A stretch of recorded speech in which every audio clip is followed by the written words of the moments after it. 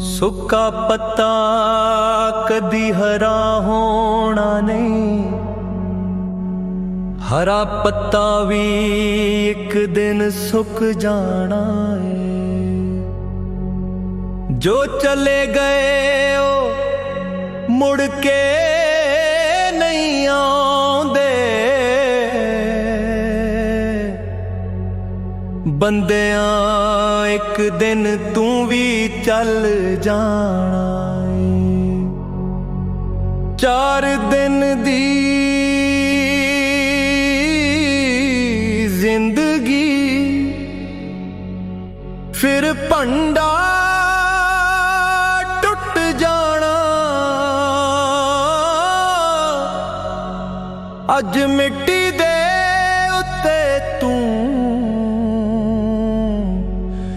ਕੱਲ ਮਿੱਟੀ